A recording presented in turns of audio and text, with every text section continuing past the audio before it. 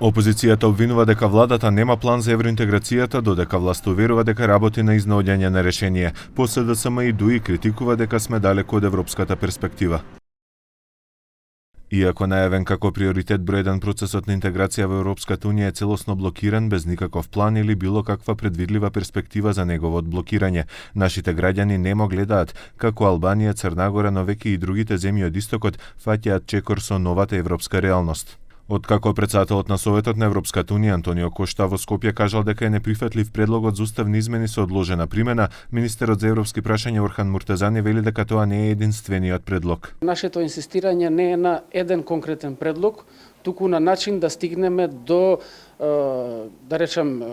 нашето инсистирање да нема билатерализација понатаму. И на состанокот, и на пресконференцијата, и премиерот Мицковски истакна дека е спремен за разговори, меѓутоа за да се случат тие разговори неопходно е прво да и веруваме на Европската унија и второ е да почнеме да градиме меѓусебна доверба со бугарите. Додека блокадата кон Европската унија продолжува поради политичкиот услов, властите тврдат дека засилено работат на реформската агенда усогласена со Брисел. Заменикот евроамбасадор ги повика сите засегнати будно да ги наблюдуваат реформите. To ensure that reforms take place on the ground and in real time.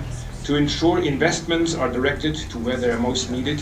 Македонија веќе започна да добива пари од планот за раст. Дел од нив ќе биде директна буџетска поддршка, а други ќе се потрошат за 19 инвестициски проекти, но засега не се открива за кои. Од она што е известно од предвидени 16 нови закони за рокот до јуни, земјата ќе доцни со реформите во изборниот законник и со законот за судски совет.